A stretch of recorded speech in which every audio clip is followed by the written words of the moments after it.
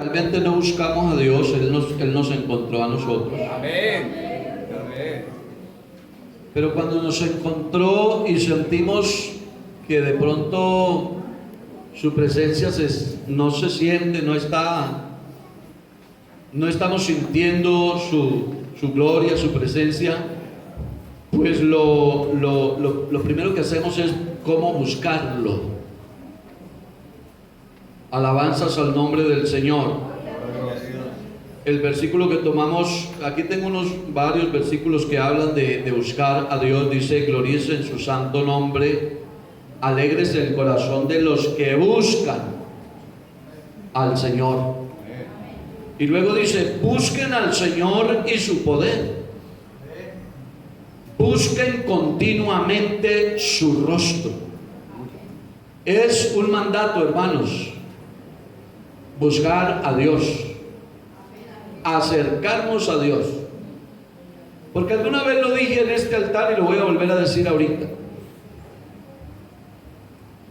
Hay quienes se alejan del mundo, se arrepienten, van a la iglesia y se alejan del mundo. Pero no todos los que llegan a la iglesia y se bautizan alejados del mundo se acercan a Dios. Hay gente en la iglesia que no se acerca a Dios, aunque no está en el mundo. Y yo les quiero decir, para disfrutar el evangelio hay que tener el paquete completo. Amén. Hay que salir del mundo, pero hay que acercarse a Dios. Tener bastante comunión con Dios. Tantos comentarios que hay, a veces hasta comentarios salidos de orden con relación a Juan, porque Juan quería estar muy cerca de Jesús, y hay comentarios hasta descomedidos, porque Juan se recostaba en el pecho de Jesús. Pero yo pregunto, hermanos, ¿habrá una experiencia más gloriosa y más grande que estar cerca de Jesús? ¿Habrá una experiencia más gloriosa que tener la presencia de Dios adentro de nosotros mismos? Eso es algo glorioso. Y me llega a la mente, aquí está el hermano Iván que vino hoy a visitarnos, y él me testificaba una vez y me decía, cuando él recibió el Espíritu Santo, está como testigo, se llama, cuando yo recibí el Espíritu Santo, yo hablaba en lenguas y yo me iba para el corte de caña, y yo hablaba con los amigos y no podía hablar porque hablaba en lenguas. Hermano, es que cuando la gloria de Dios se mete en la vida de una persona, eso, hermanos, no se compara con nada. Por eso quise traer este sencillo sermón esta mañana, porque en la iglesia de hoy necesitamos con mucha urgencia buscar a Dios y acercarnos más a Dios. Segunda de Crónicas dice, verso 15, en la última parte del versículo 2 dice: el Señor estará con ustedes cuando ustedes estén con Él. Y luego dice, si ustedes lo buscan, oiga, si ustedes lo buscan, Él se dejará encontrar de ustedes. Pero si ustedes lo abandonan, entonces Él los abandonará. Porque Dios ve a todo el mundo, sustenta a todo el mundo, pero Dios no está con todo el mundo. Eso suena un poquito contradictorio, pero es cierto. El ser más caballeroso que existe es el Señor Jesucristo. Amén. Usted le abre el corazón, le entrega su vida, Él viene, lo transforma, lo limpia, se mete en su corazón, en su vida, en su mente, en sus huesos, en su sangre, en su ADN. Él se mete y lo impregna todo de su presencia. Y entonces con el poder de su Espíritu le saca todas esas inmundicias que hay en su vida, esos resabios, los limpia, el alcohol, la droga, lo que haya, la intoxicación que tenga, hermano, porque los centros de rehabilitación no son capaces de desintoxicar la sangre de un adicto, pero el poder del Espíritu Santo sí es capaz de hacerlo libre, y lo liberta, y lo sana, y lo bendice. Pero un día esa persona, con toda esa experiencia, le provoca irse. No vuelve a orar, no vuelve al culto, empieza a portarse mal, y sabe que Dios no lo obliga a quedarse en ese estado, porque Dios es el ser más caballeroso. Entonces, usted no me quiere tener en su corazón, sencillo, yo me voy. Porque una cosa que tiene el Dios que adoramos nosotros es que Él es muy celoso. Él no comparte, hermanos. La vivienda de Él es el corazón del hombre. El apóstol Juan, hablando sobre eso, señaló a la iglesia y dijo: es que ustedes no saben que son templos de Dios y que el Espíritu de Dios vive, mora en ustedes. El corazón del hombre se convierte en la vivienda de Dios. Pero para que Él se amañe viviendo en el corazón del hombre, el hombre tiene que trabajar para no dejar que el pecado tome ventaja en su vida. Por eso es que la Biblia dice: ni deis lugar al diablo. Ese es un versículo. Ni deis lugar al diablo. Y un lugar puede ser este salón, pero un lugar puede ser este púlpito, pero un lugar puede ser este reloj, pero un lugar puede ser el botón de mi camisa, un lugar puede ser la cabeza de un alfiler. Es un lugar. Y la Biblia dice: no le dé lugar al diablo, porque con un poquito que le abra de espacio, él viene, se acomoda allí, arma allí su fortaleza, y desde ahí lo hostiga día y noche, lo hostiga, le hace hostigamientos, le manda sus demonios. ¿Me están entendiendo eso? ¿O yo me estoy explicando? Entonces, hermanos, cuando uno permite que el enemigo se ubique y tome ventaja en la vida, entonces sencillamente Dios se retira. Dios se retira, porque Él no comparte, hermanos. El corazón del hombre no puede ser un lugar donde operen las fuerzas del maligno y también del Espíritu Santo, no. Porque eso es como si alguien pretendiera coger un recipiente y guardar en ese recipiente luz y tinieblas. Haga el ensayo. Haga el ensayo. Guarde luz y tinieblas en algún lugar.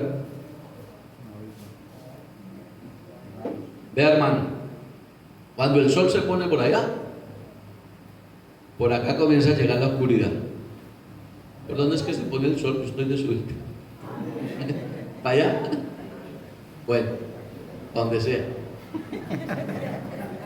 Si se pone para allá, entonces las tinieblas llegan por acá. Pero cuando el sol comienza a asomarse por acá en la madrugada, las tinieblas comienzan a huir por acá. ¿Usted no ha visto un amanecer como es de lindo? Por eso es que la Biblia dice que la vida del cristiano tiene que ser como la luz, como el alba, que va de aumento en aumento hasta que sale el sol, que el día es perfecto. Pero cuando se asoma el sol en la cordillera, las tinieblas no están por ninguna parte.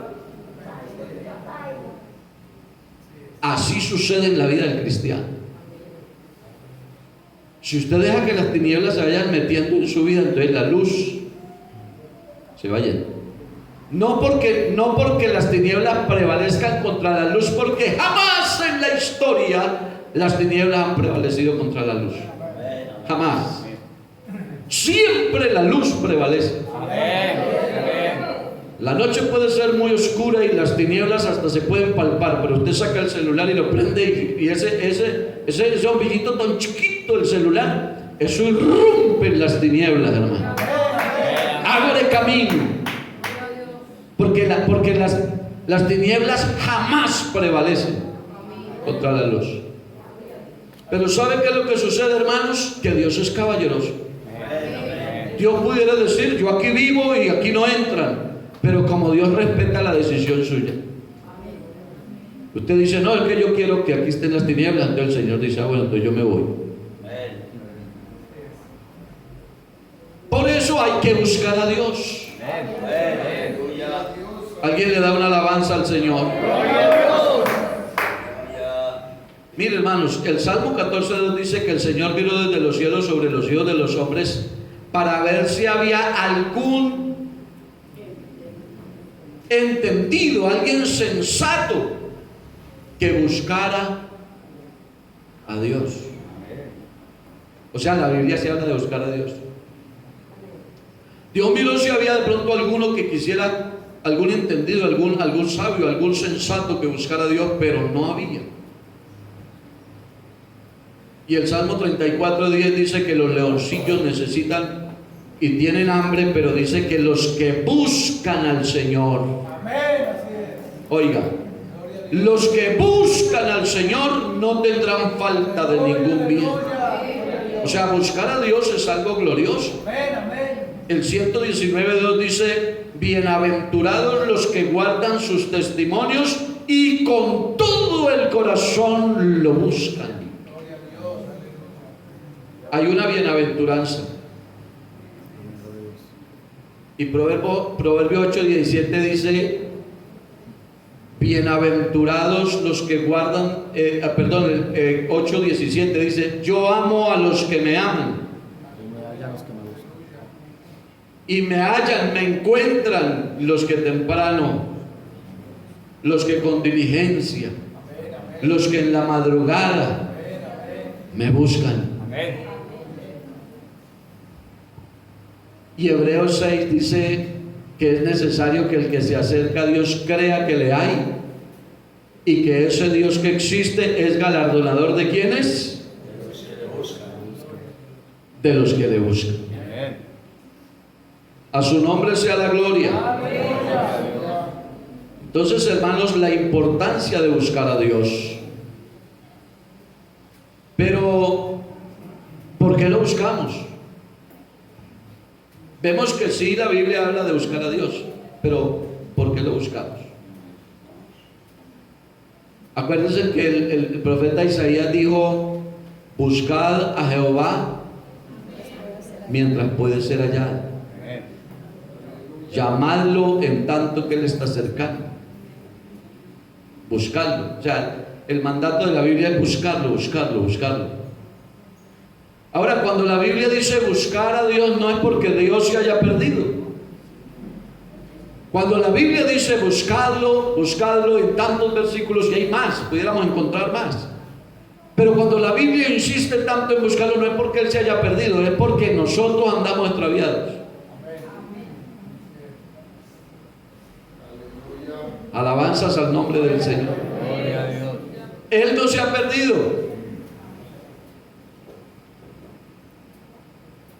Alguna vez un trabajador jocosamente me quiso hacer sentir mal porque me lo encontré en el camino. Yo venía de la finca y me dijo, ¿y para dónde va? Le dije, voy para el culto, voy para la iglesia. Y me dijo, ¿y qué va a hacer a la iglesia? Le dije, voy a buscar a Dios. Dijo, ¿fue que se perdió Dios? Me hizo una pena. Yo no sabía qué responder. Pero cuando la Biblia dice que hay que buscar a Dios, no es porque Él se haya perdido, es porque los perdidos somos nosotros. Los que andamos extraviados somos nosotros. El mismo Isaías dijo que todos nosotros, ¿cuántos? Todos nosotros nos descarriamos como ovejas y cada cual se apartó por su camino. Entonces el buscar a Dios tiene un objetivo claro y un objetivo definido. El buscar a Dios es, hermanos, poder encontrarlo a Él para poder tener salvación y vida eterna. Amén. Esa es la razón primordial. Esa es la razón principal. Gloria al nombre del Señor. Porque si lo buscamos y lo encontramos y sentimos su presencia, sentimos su gloria, Él nos recibe en misericordia, nos perdona, nos lava con su sangre. Eso significa salvación para nosotros, y con esa salvación vienen un montón de promesas y viene un montón de beneficios. ¿Cuántos son conscientes de eso? Amén. Acuérdense que la Biblia dice en Mateo capítulo 6, creo que 30 o 33, dice la Biblia: mas buscad primeramente el reino de Dios y su justicia. Gracias, hermano. Y lo demás viene. Pero a veces nos pasa, a veces y a algunos nos pasa, que buscamos más las añadiduras que el mismo Dios. Eso nos pasa a veces. ¿Cuántas personas le piden a Dios una bendición y Dios es tan bueno que le da la bendición, y cuando recibe la bendición se dedica tanto a la bendición que se olvida de quién le dio la bendición? Amén. Amén. Señor, si usted me diera un carrito para yo trabajar, Señor, para no estar aquí al sol y al agua, y el Señor le da el carrito, entonces ya el hermano dice: yo no puedo recibir cargo, porque si yo con el cargo no puedo. Y al culto yo no puedo ir porque es que yo tengo compromisos. Entonces se dedica tanto a la bendición que se le olvida quién le dio la bendición. Amén. Amén. Y resulta que el carro, con todo el respeto de todos los que aquí tienen y tenemos un carrito, pero el carro es una añadidura. Amén. La empresa es una añadidura. Amén. Amén. Cualquier otra cosa es una añadidura. Pero la Biblia dice: busquen primeramente, no la añadidura, busquen primero el reino de Dios, y entonces las demás cosas les serán añadidas. ¿Cuál fue la razón principal, hermanos, por la que Dios se manifestó en carne? ¿Cuál fue? ¿Cuál fue la razón principal? Salvar lo que se había perdido. Habían muchos enfermos,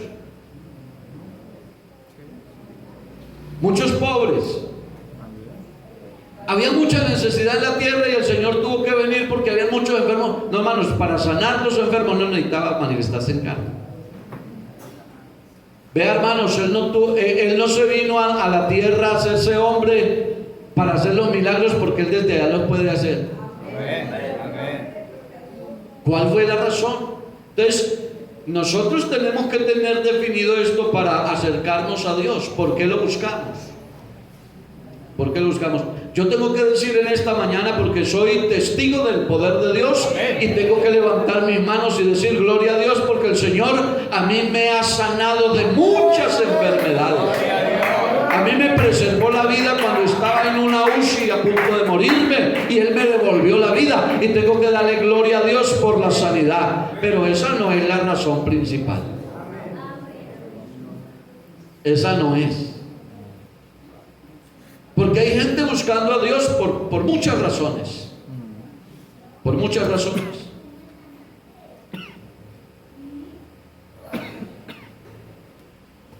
Jesús, yo diría que es el ser más buscado y más invocado por los habitantes de la tierra.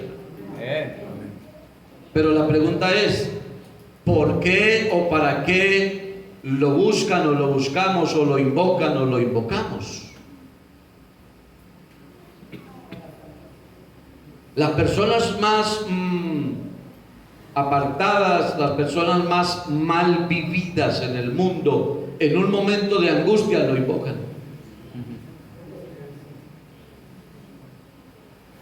Eso es tremendo. Yo estaba escuchando un documental, viendo un documental más bien, ¿cómo se llamará eso? Bueno, una historia, sí, como un documental de la vida del sacerdote Herreros, que fue el fundador del Minuto de Dios.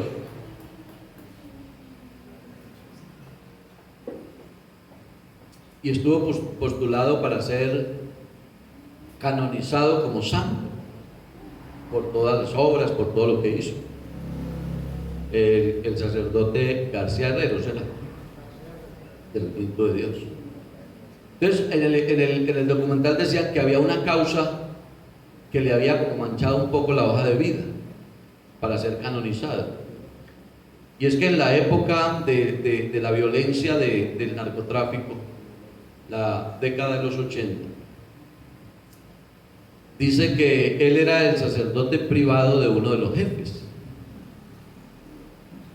Entonces cuando él compraba las armas y las llevaba, el que se las bendecía con agua bendita era el sacerdote.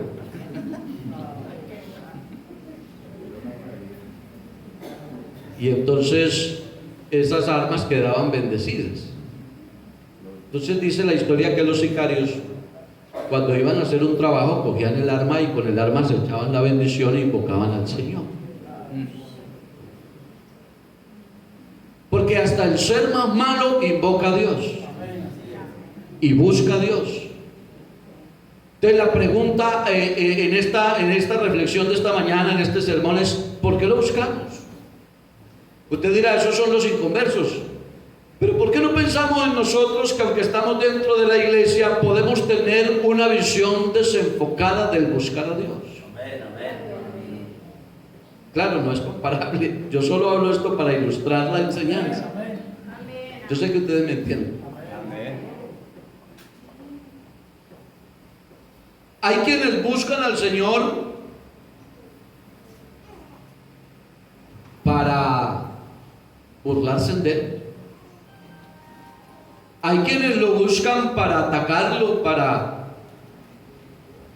tenerlo en poco, hasta para matarlo, porque acuérdense que Herodes lo buscaba. ¿Se acuerdan? Vinieron los magos, así los menciona la Biblia. Unos dicen que no eran magos, pero yo me baso en lo que dice la Biblia, dice que eran magos.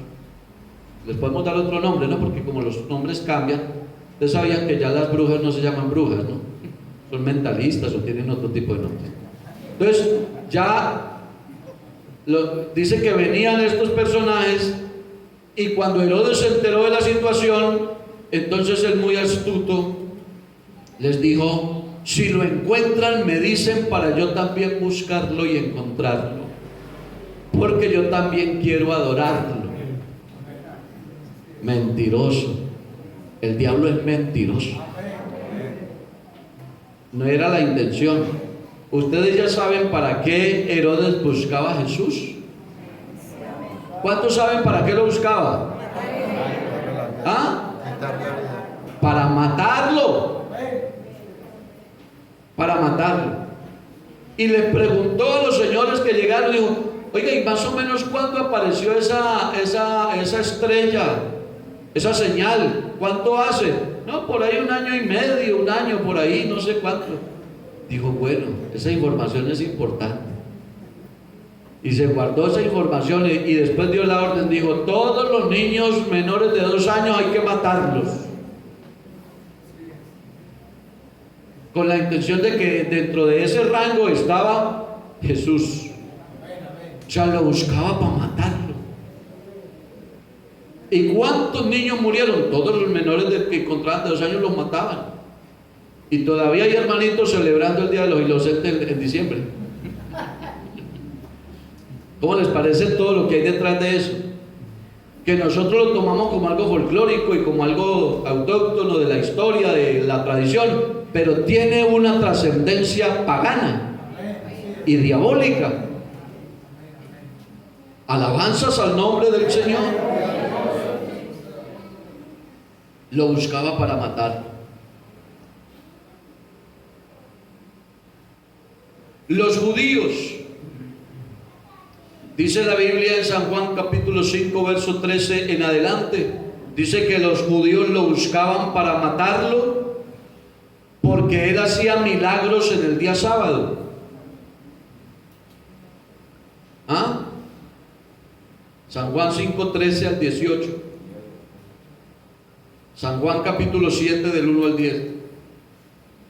San Juan capítulo 10 verso 39. No tengo tiempo para revisar todos estos pasajes, Pero todo esto que les estoy mencionando sustenta la enseñanza de hoy. Que los judíos lo buscaban no para adorarlo, lo buscaban para hacerle mal. Estamos mirando cómo hay gente que no busca a Dios para hacerle bien. ¿Se acuerdan bien de la historia de Saulo? Nos la sabemos todos, de memoria. Y Saulo buscaba a los cristianos para meterlos a la cárcel, para insultarlos, para torturarlos, para matarlos. Y cuando Jesús se le apareció en el camino a Damasco y él quedó ciego, cayó al suelo y quedó ciego, y él preguntó: ¿quién eres? Y la respuesta del cielo le dijo: yo soy Jesús, al que tú persigues. En otros términos le dijo: yo soy el que usted anda buscando. Y Saulo probablemente pudo haber dicho: no, Señor, yo a usted no lo estoy buscando ni persiguiendo, yo estoy persiguiendo a los evangélicos. Pero es que el que persigue esta iglesia persigue a Jesucristo. El que le hace bien mal a esta iglesia le hace mal a Jesucristo. El que habla mal de por eso, hermanos, tengamos cuidado. El que habla mal de la iglesia habla mal de Jesucristo. Y a veces hablamos mal de la iglesia sin querer. A veces desconocemos la trascendencia de las cosas y hablamos mal. Y resulta que esta iglesia representa a Cristo. Amén. Pero además nosotros somos parte de la iglesia. Por eso, aunque suena bonito decir esta iglesia de la Graciela es la más linda, parece que hay una exclusión con las otras. La iglesia del Señor es una. Y si esta es la más linda, las otras son más feas. Es que esa iglesia de allá es así, es que esa iglesia de acá es... Hay que tener cuidado con eso, porque es la iglesia del Señor. Y aunque es la otra congregación, yo soy miembro de ese cuerpo. Eso es como la ignorancia que hay en un par de hermanos que pelean y el uno le mienta a la mamá al otro. Eso es una ignorancia muy grande. ¿Usted qué dice de un par de hermanos hijos de la misma mamá que se nombran la mamá peleando? Pues se la está echando el mismo. No sé si me explico.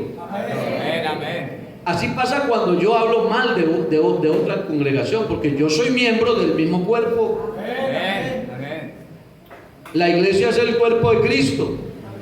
Voy a volver a decir, la iglesia es el cuerpo de Cristo. Pero el cuerpo de Cristo no son los que estamos hoy aquí en la Dominical de la Graciela, es toda la iglesia.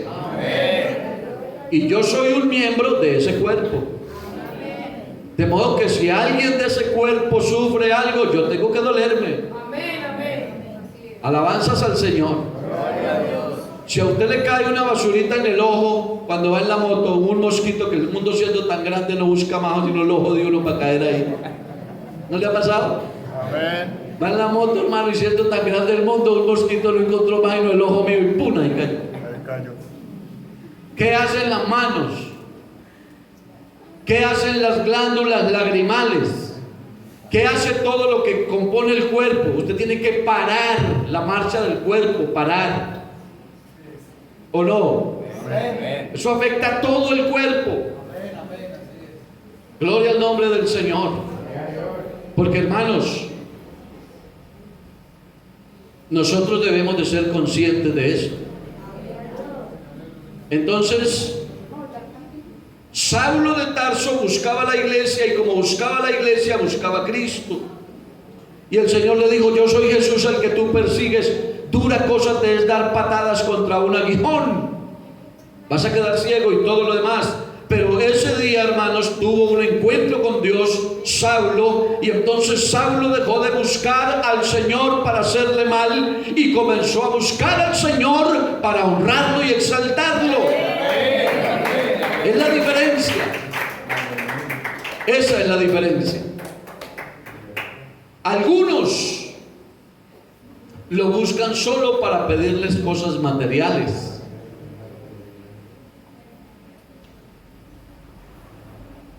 Algunos.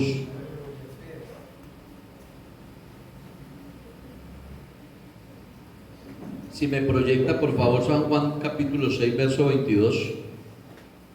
Ahí está la historia. Jesús llegó a un lugar y hizo milagros. Predicó un sermón tan maravilloso, hermanos, que la gente no se quería ir. Y cuando miraron el reloj, bueno, yo no sé si eran relojes cuando eso, pero cuando vieron la hora ya era muy tarde. Y el Señor dijo, y está muy lejos de la casa. ¿Y cómo se van a ir sin comer? Y le dijo a sus discípulos, ¿cómo vamos a alimentar a toda esta gente? Y dijeron, no hay manera, Señor. 200 denarios de pan no alcanzaría. 200 denarios son 200 jornales. ¿Cuánto vale un jornal hoy? Dígame alguno que sepa. 46,000. Bueno, 50,000 redondeémoslo. 200 por 50,000, ¿cuánto es? 10 millones. O sea, 10 millones de pesos, Señor, no alcanzarían para darle comida a esta gente. Y aunque hubieran los 10 millones, yo pregunto, ¿en qué panadería va usted a decir, véndame 10 millones de panes de 500? Complicado el asunto. Pero Jesús sabía lo que iba a hacer. Y entonces preguntaron, dijeron, por ahí hay un muchacho que tiene unos panes y unos peces. Dijo, tráigalos. Y Jesús multiplicó los peces y los